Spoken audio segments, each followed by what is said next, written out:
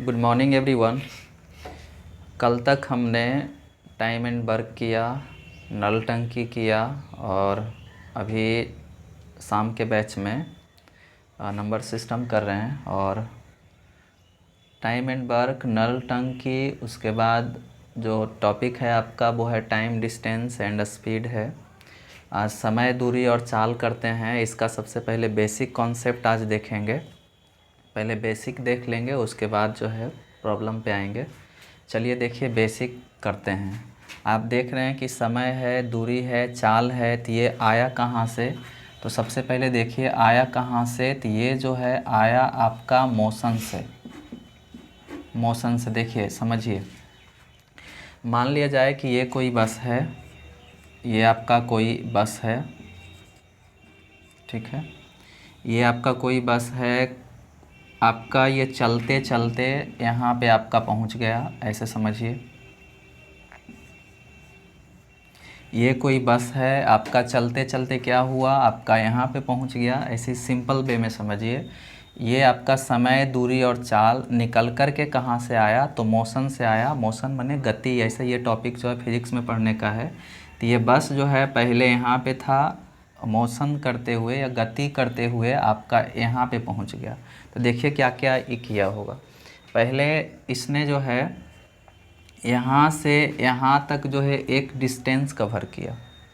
यहाँ से यहाँ तक के क्या किया? जैसे देखिए पहले यहाँ था, अब यहाँ है, तो यहाँ से यहाँ तक क्या होगा आपका? कुछ ना कुछ दूरी होगा। तो पहले जो है यहाँ से यहाँ तक इसी मतलब इसी मोशन से आपका दूरी निकला। फिर देखिए इस बस का जो है कोई निश्चित चाल होगा। क्या होगा आपका? कोई चाल होगा। तो यहाँ से चाल निकल कर के आया और फिर आपका यहाँ से यहाँ तक पहुँचने में कुछ समय लिया होगा। तो यहीं से आपका समय निकल कर के आया। इसका मतलब आप समझ सकते हैं कि मोशन से ही ये तीनों चीज़ निकल कर के आया। अब देखिए, जैसे क्या क्या जानते हैं कि एक जानते हैं फार्मूला होता है कि D बराबर ST, जिसको कि बोलते हैं दूरी बराबर चाल गुने समय। चाल गुने समय, इसको हम क्या करते हैं? रट्टा मारते हैं। तो रट्टा मारने की ज़रूरत नहीं है। ये फार्मूला कहाँ से आया वो देखिए। मान लिया जाए हम किसी बाइक से जाते हैं, किसी बाइक से जाते हैं। तो बाइक से जब जाते हैं तो क्या बोलते हैं कि हम जो है 60 के रफ्तार से आए। बोलते हैं कि 60 के रफ्तार से आए। ऐसे देखिए 60 जैसे मतलब ऐसे समझिए कि अगर हम बाइक से जा रहे होते हैं तो मान लिया जाए, बोलते हैं कि 60 किलोमीटर प्रति घंटा के रफ्तार से हम क्या किए? आए या गए, ठीक है। 60 किलोमीटर प्रति घंटा। तो ये जो है आप समझिए कि किलोमीटर प्रति घंटा, 60 किलोमीटर प्रति घंटा, ये क्या है? आपका स्पीड है। तो ऐसे समझिए यहाँ पे ये 60 किलोमीटर प्रति घंटा क्या है आपका? तो स्पीड ने है। बाइक का क्या है? आपका स्पीड है। अगर हम इस 60 किलोमीटर को नहीं लिखते हैं तो कोई दिक्कत है? 60 किलोमीटर को नहीं लिखते हैं तो कोई दिक्कत नहीं है। अब देखिए स्पीड बराबर किलोमीटर प्रति घंटा। तो घंटा देखिए, घंटा किसका मात्रक है? समय का, ठीक है। और किलोमीटर आपका क्या है? आपका दूरी। नहीं तो घंटा क्या है? आपका समय है। और किलोमीटर आपका क्या है? दूरी है। तो इसको लिख सकते हैं कि स्पीड बराबर दूरी बटा क्या हो जाएगा? आपका समय। मतलब चाल बराबर दूरी बटा समय। और जब हमें दूरी निकालना होता है तो इसको इधर जब आप भेजिएगा तो क्या हो जाएगा? स्पीड मतलब चाल गुने समय बराबर आपका दूरी। फार्मूला कहाँ से निकल कर के आया आप समझ पाए होंगे। फिर से अगर नहीं आया समझ में तो फिर से देखिए कर रहे हैं कि किसी भी बाइक से या बस से जब हम जाते हैं तो बोलते क्या हैं कि हम 60 किलोमीटर प्रति घंटा के रफ्तार से आए या गए। तो 60 किलोमीटर प्रति घंटा क्या बताते हैं कि 60 किलोमीटर प्रति घंटा क्या स्पीड से आए या गए। तो इसका मतलब ये स्पीड है, स्पीड मतलब ये चाल है, और चाल बराबर ये किलोमीटर दूरी, और ये घंटा क्या हो जाएगा? आपका समय। तो चाल बराबर दूरी बटा समय। यहीं से सब फार्मूला आपका निकल कर के आया। आगे अगर हम देखें तो यहाँ से क्या क्या फार्मूला हो सकता है, जो देखिए यहीं से अगर इसको उलटते हैं, अगर आप जानते हैं कि D बराबर अगर ST होता है, अगर आपको S का मान निकालना है तो D बाई क्या हो जाएगा, आपका T हो जाएगा। अगर आपको T का मान निकालना है तो D बाई क्या हो जाएगा, आपका S हो जाएगा। ठीक है ना। D बराबर ST अगर आप फार्मूला जानते हैं तो S बराबर D बाई T और T बराबर D बाई S। ठीक है। अब अगर हम आगे करें, आगे जैसे करते हैं, आगे के लिए इसको मिटा देते हैं। चलिए आगे देखिए, आगे अगर करते हैं तो एक छोटा सा ग्राफ लेते हैं। पहले ग्राफ देखिए क्या क्या रहेगा। चलिए ये आपका D बराबर ST होता है। तो समझिए डिस्टेंस अगर किलोमीटर में है, डिस्टेंस अगर किलोमीटर में है तो चाल आपका होगा, स्पीड होगा किलोमीटर प्रति घंटा में, और टाइम जो है आपका होगा किस में, घंटा में। मेन सिस्टम क्या है समझना कि अगर डिस्टेंस आपको क्वेश्चन में दिया है किलोमीटर में तो चाल होना चाहिए किलोमीटर प्रति घंटा में, टाइम होना चाहिए घंटा में। अगर आपका डिस्टेंस जो है मीटर में है, डिस्टेंस अगर मीटर में है तो चाल होना चाहिए मीटर प्रति सेकेंड में और टाइम होना चाहिए आपका सेकेंड में। अब यहाँ पे करते हैं क्या, तो चालों का बदलना, चालों को बदलते हैं। चाल को बदलते कैसे हैं वो देखिए। मान लिया जाए कि आपका किलोमीटर प्रति घंटा को, किलोमीटर प्रति घंटा को चेंज करना हो मीटर प्रति सेकेंड में, किलोमीटर प्रति घंटा को चेंज करना हो किस में, मीटर प्रति सेकेंड में। तो देखिए कैसे होता है, इस 1 किलोमीटर के बदले, इस 1 किलोमीटर के बदले क्या लिख सकते हैं जी, 1 किलोमीटर को चेंज करना है किस में, मीटर प्रति सेकेंड में। तो इस किलोमीटर को पहले चेंज करना होगा, इस किलोमीटर को चेंज करना होगा किस में, मीटर में। तो 1 किलोमीटर बराबर कितना हो जाएगा, 1000 मीटर। ये बट्टा है तो आपका बट्टा, और इस घंटा को चेंज करना है किस में, आपका सेकेंड में। तो सेकेंड में चेंज करेंगे तो 1 घंटा बराबर कितना हो जाएगा आपका 3600 सेकेंड। कटेगा 0 0, ये 5 और ये कितना हो जाएगा आपका 18।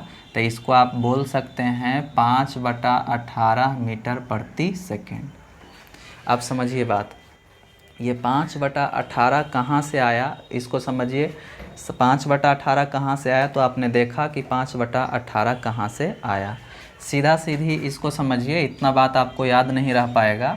जब आपको किलोमीटर प्रति घंटा से चेंज करना हो मीटर प्रति सेकेंड में तो गुना करेंगे 5/18 से, और आज जब आपको मीटर प्रति सेकेंड से जाना हो किस में, किलोमीटर प्रति घंटा में, तो गुना करेंगे 18/5 से। सीधा सीधी समझिए कि ये बड़ा यूनिट है, बड़ा से छोटा यूनिट में आप जा रहे हैं। आप ऐसे भी समझिए कि 5/18 और 18/5, तो बड़ा आपका ये है, ये आपका क्या है, छोटा है। ठीक है ना जी। 18/5 और 5/18 में बड़ा कौन है आपका, 18/5। जब आपको बड़ा यूनिट चाहिए तो बड़ा से गुना, जैसे देखिए आप मीटर प्रति सेकेंड को आप चेंज कर रहे हैं किलोमीटर प्रति घंटा में, तो छोटा यूनिट है मीटर प्रति सेकेंड और ये आपका बड़ा है।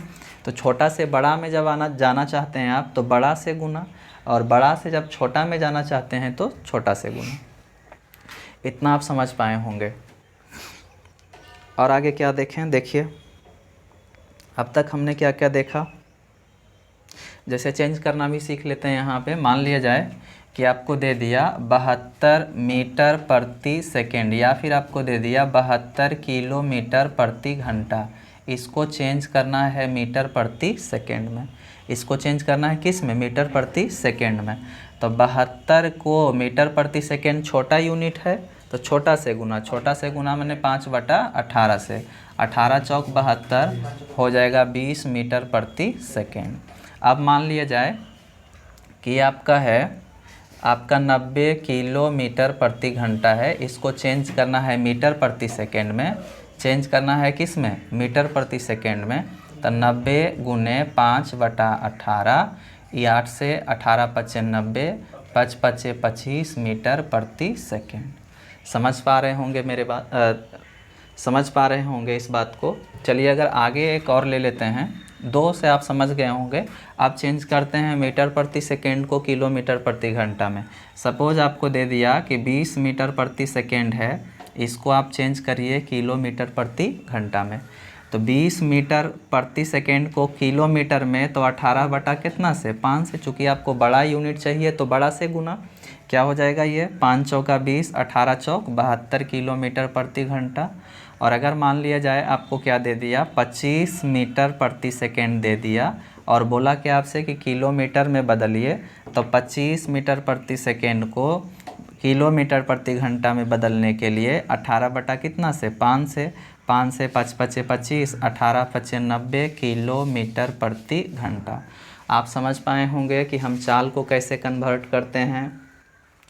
ये जो 18 बटा 5 है, 5 बटा 18 है, कहाँ से निकल कर के आया, समय दूरी चाल कहाँ से निकल कर के आया। ये ग्राफ बहुत ही ज़रूरी है कि d बराबर st, तो डिस्टेंस आपका किलोमीटर में, समय आपका किलोमीटर नहीं, चाल आपका किलोमीटर प्रति घंटा में, टाइम आपका घंटा में। जब प्रॉब्लम पे आएंगे तो और भी क्लियर हो जाएगा। और ये कुछ फार्मूला है, हालांकि सबको याद नहीं करना है। एक आप याद रखिए कि d बराबर st, या फिर आप जो अच्छा लगता है s बराबर dy/t, जो अच्छा लगता है उसको आप ध्यान रखिए। कोई बड़ा सा फार्मूला नहीं है, सिर्फ बेसिक सा कॉन्सेप्ट है। ठीक है, चलिए एक बात और कि आपका सीधा सीधी ध्यान रखिए कि स्पीड के उल्टा आपका टाइम होता है और टाइम के उल्टा आपका स्पीड होता है। यहाँ पे आप लिख लीजिए कि समय के उल्टा आपका चाल और चाल के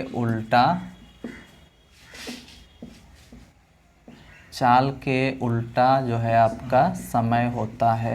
ये बात थोड़ा सा ध्यान रखिएगा, आगे जब इस बेस पे हिसाब आएगा और क्लियर हो जाएगा। अभी देखिए कुछ और फार्मूला होता है। फार्मूले की अगर बात करें तो फार्मूला में आपका, चलिए फार्मूला में देखिए क्या क्या हो जाएगा। अभी तक हमने कुछ बेसिक कॉन्सेप्ट देखा था, अब कुछ फार्मूला देखते हैं। तो सबसे बढ़िया जो फार्मूला है इस टॉपिक का वो है आपका d बराबर st, इसका सबसे ज़्यादा यूज होगा। फिर से है आपका d बराबर s1 इंटू s2 बटा s1 माइनस s2। चलिए क्या देख रहे हैं कि यहाँ पे समय के उल्टा चाल, चाल के उल्टा समय हमने डायरेक्टली लिख रखा है। कुछ फार्मूला है कि d बराबर st, d बराबर s1 इंटू s2 बटा s1 minus s2 into t। आप जान रहे हैं कि ये जो है आपका चाल है, ये आपका समय है, ये आपका क्या है जी, दूरी है। ये आपका पहली चाल है, ये आपका s2 दूसरी चाल है, और यहाँ t है आपका समय। और ये एवरेज स्पीड जब दो दूरी आपका समान हो तो 2x बाई बटा में आपका x प्लस वाई। कोई ज़रूरी नहीं है कि हम इस फॉर्मूले को ही लगाएंगे, ठीक है।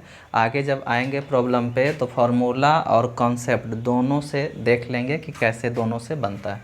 जब 3 दूरी समान हो तो एवरेज स्पीड आपका 3x बाई जेड, और ये आपका जो आप x बाई जो आप देख रहे हैं ये दोनों क्या है, आपका चाल है। x बाई आपका चाल है और यहाँ पे x बाई जेड, ये तीनों क्या है, आपका चाल है। और तीनों चाल क्या है आपका, अलग अलग। तो जब 3 दूरी समान हो तो एवरेज स्पीड बराबर 3x बाई जेड बटा x by Z plus Z x. अब दूरी एवं चाल अलग अलग हो तो एवरेज स्पीड बराबर, दूरी एवं चाल अलग अलग हो तो एवरेज स्पीड बराबर, देखिए एवरेज स्पीड हम कैसे निकालते हैं, तो टोटल आपका एवरेज स्पीड, तो एवरेज स्पीड बराबर होता है दूरी बटा आपका समय, दूरी बटा आपका समय। तो टोटल दूरी आपका कहाँ रहेगा, एवरेज कैसे निकलता है, टोटल दूरी ऊपर रहेगा, टोटल टाइम कहाँ रहेगा आपका, नीचे रहेगा। तो आप देख पा रहे हैं कि टोटल दूरी कहाँ है, आपका ऊपर है। हो सकता है कि कोई ज़रूरी नहीं है कि आपका 3 दूरी रहे, हो सकता है कि 4 दूरी रहे, हो सकता है 5 दूरी रहे, इसलिए हमने आगे भी इसको बढ़ाया है, ठीक है। और यहाँ पे आपको देखिए क्या रहेगा, आपको टाइम नहीं दिया रहेगा, आपको डिस्टेंस और स्पीड दिया हुआ रहेगा। और यहाँ जो आप डिस्टेंस, जैसे आप क्या जानते हैं कि एवरेज स्पीड बराबर होता है d/t, तो ये तो आपका d हो ही गया, और नीचे क्या होना चाहिए, आपका t होना चाहिए। और इतना बराबर आपका क्या होता है, t होता है। d/s बराबर क्या, आपका t। तो ये टोटल क्या हो गया, आपका टाइम हो गया। तो टोटल डिस्टेंस बटा total time equal to speed, average speed. इतना तक ठीक है। कुछ और इसका बेसिक कॉन्सेप्ट है, उसको देखते हैं। देखिए बहुत ही अच्छा हमने फार्मूला और कॉन्सेप्ट अभी तक देख रहे हैं। ये देखिए क्या है आपका, ये कोई आपका डिस्टेंस है ए से बी तक, और यहाँ ए से और यहाँ बी से एक आदमी आपका इधर चलता है, एक आदमी आपका इस तरफ से इधर चलता है। तो आपसे तो यहाँ पे एक फार्मूला बनेगा कि पहले व्यक्ति को दूसरे व्यक्ति से C पर मिलने के बाद B तक पहुँचने में T1 समय लगता है। ये जो आपका पहला आदमी है, इसको यहाँ तक पहुँचने में T1 समय लगता है, जबकि इसको यहाँ तक पहुँचने में आपका T2 समय लगता है। आपसे बोला है कि पहले व्यक्ति से C पर पहुंचने में T1 समय लगता है, तथा दूसरे व्यक्ति को पहले व्यक्ति से C पर मिलने के बाद AB तक पहुंचने में T2 समय लगता है। तब जो है एक रिलेशनशिप बनेगा कि S1 बटा S2 बराबर √T2/T1। और A एवं B से अगर A एवं B तक की दूरी, A से B तक की अगर हम दूरी निकालना चाहें तो आपका S1T1 प्लस में आपका S2T2, मतलब चाल गुने समय, पहला व्यक्ति का चाल और समय प्लस में दूसरा व्यक्ति का चाल और समय इक्वल टू हो जाएगा टोटल डिस्टेंस।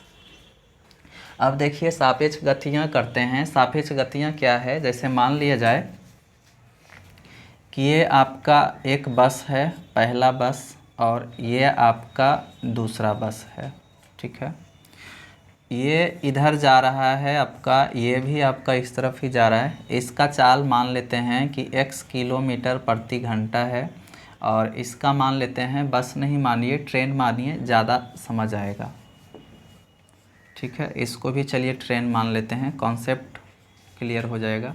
इसका चाल 22 किलोमीटर प्रति घंटा मान लेते हैं, ठीक है। जब एक दिशा में जाता है तो आप सोच के देखिए कि अगर आप ट्रेन पे बैठे हुए हैं, दोनों ट्रेन अगर एक दिशा में जा रहा होता है तो ऐसा लगता है कि ट्रेन आपका धीमा चल रहा है, ऐसा लगता है कि ट्रेन धीमा चल रहा है। तो उस दरम्यान क्या होता है कि चाल जो है आपका घटा हुआ प्रतीत होता है। चाल घटा हुआ प्रतीत होता है का मतलब ये हुआ कि चाल जो है घट जाता है। तो जैसे दोनों ट्रेन एक दिशा में जा रहा है तो चाल आपका घट जाएगा। तो x माइनस बाई, जैसे x जो है आपका मान लीजिए कि ये बड़ा है और बाई क्या है आपका छोटा है, तो चाल घटेगा तो बड़ा में से छोटा, x माइनस बाई किलोमीटर प्रति घंटा। इससे आप क्या समझे कि जब कोई दो ऑब्जेक्ट एक दिशा में जाएगा तो चाल क्या होगा, घट जाएगा। हो सकता है कि आपका दो बस रहे, दो ट्रेन रहे, दो व्यक्ति रहे, या फिर हो सकता है कि एक व्यक्ति एक बस रहे। जब भी एक दिशा में जाएगा तो चाल आपका घट जाएगा। अब दूसरा देखते हैं कि मान लिया जाए कि एक जो है ये आपका बस है, इसका चाल x किलोमीटर प्रति घंटा है, इस तरफ जा रहा है। एक मान लेते हैं कि ये आपका पहला बस है, ये आपका दूसरा बस मान लेते हैं, और ये दूसरा बस है, इसका चाल 22 किलोमीटर प्रति घंटा है। ये इधर जा रहा है, ये आपका इस तरफ आ रहा है। तो ऐसे में क्या होता है, चाल क्या होता है, जुड़ जाता है। तो जुड़ करके होगा x प्लस 22 किलोमीटर प्रति घंटा। यहाँ तक आप समझ पाए होंगे। सापेक्ष गतियाँ में कुछ नहीं, तो आपका चाल एक दिशा में जाएगा तो चाल घट जाएगा, विपरीत दिशा में जाएगा तो चाल आपका जुड़ जाएगा। कुछ और देखते हैं।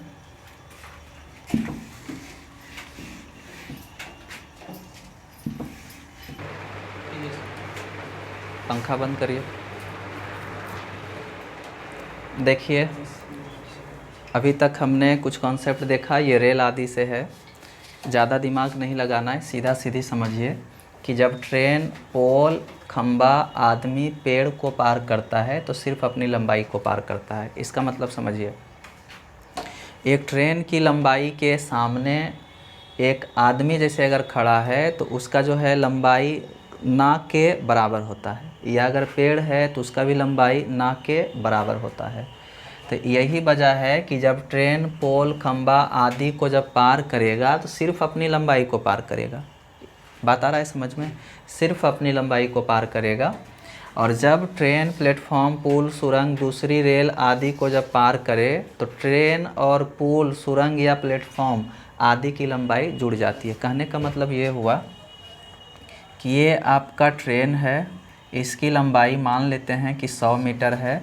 आगे आपका एक प्लेटफॉर्म है, ये आगे एक प्लेटफॉर्म है, इसका जो लंबाई है मान लेते हैं कि 200 मीटर है। अगर ये इसको पार करेगा तो इन दोनों का जो लंबाई है वो आपका क्या होगा? जुड़ जाएगा। और इतना समझिए कि लंबाई किसका मात्रक? दूरी का। लंबाई किसका मात्रक? लंबाई माने डिस्टेंस, डिस्टेंस किसका मात्रक? तो दूरी का। तो ये सब जितना है सबको हम कहाँ रखेंगे? डिस्टेंस में रखेंगे। हो सकता है कि ये आपका एक ट्रेन है, ये आपका ट्रेन है, इधर से आपका एक आ रहा है दूसरी ट्रेन आ रहा है, इसका लंबाई मान लेते हैं 200 मीटर, इसका लंबाई मान लेते हैं 100 मीटर। अगर पार करेगा एक दूसरे को, अगर एक दूसरे को पार करता है तो दोनों की लंबाई क्या होगा? आपका जुड़ जाएगा। और जुड़ करके इसको कहाँ रखेंगे? डिस्टेंस में। चूँकि मीटर किसका मात्रक है? दूरी का, तो कहाँ रखाएगा? डिस्टेंस में। अगर इसको हम समझते हैं तो समझिए कि ये आपका ट्रेन है, इसकी लंबाई मान लेते हैं 100 मीटर है। आगे एक आदमी है, आगे आपका क्या है? आपका आदमी है। अगर ये इसको पार करता है तो सिर्फ अपनी लंबाई को पार करेगा। सिर्फ अपनी लंबाई को पार करेगा का मतलब है कि सिर्फ 100 मीटर को ही पार करेगा। ठीक है, यहाँ तक आप समझ पाए होंगे। ये आपका बेसिक कॉन्सेप्ट था। अगर और कुछ भी, और अगर कुछ कॉन्सेप्ट बचता है तो आगे देख लेंगे। कल से जो है SSC किरण से प्रॉब्लम पे आएंगे। आज इतना ही रखते हैं।